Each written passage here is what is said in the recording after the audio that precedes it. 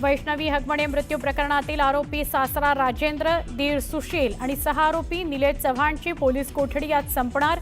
दुपारी तिन्ही आरोपींना न्यायालयात करण्यात येणार हजर।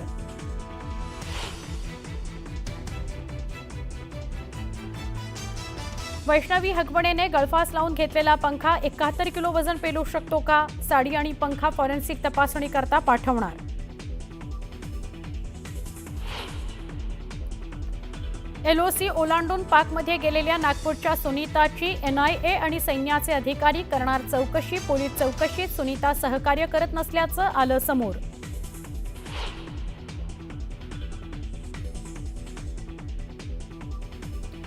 ऑपरेशन सिंदूर नंतर परदेश दौऱ्यावर गेलेलं शिष्टमंडळ भारतात परतल्यावर पंतप्रधान नरेंद्र मोदींची भेट घेणार।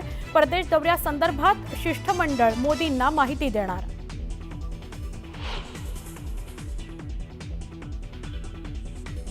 कॅबिनेट मंत्र्यांकडून राज्यमंत्र्यांना अद्यापही अधिकाराचं वाटप नसल्याचं चित्र। राज्यमंत्र्यांकडून मुख्यमंत्र्यांना कॅबिनेट मंत्र्यांसंदर्भात तक्रार करणारे 2 वेळापत्र। वरिष्ठ सूत्रांची न्यूज 18 लोकमतला माहिती।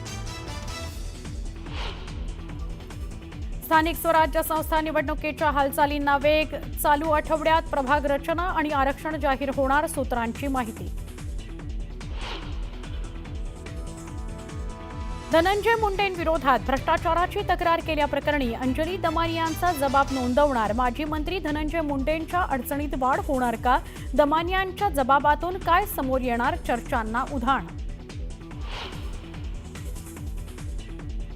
नाशिकमध्ये कोयता गँगचा धुडगूस। शहरात 2 ठिकाणी वाहनांची तोडफोड। जेल रोड परिसरात काही तरुणांवर कोयता गँगचा हल्ला।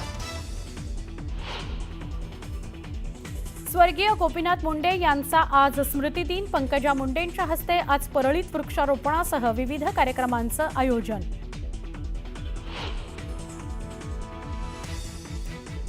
देशात वेगानं वाढतीये कोरोना रुग्णांची संख्या। 10 दिवसात रुग्णसंख्या 257 वरून 3700 वर।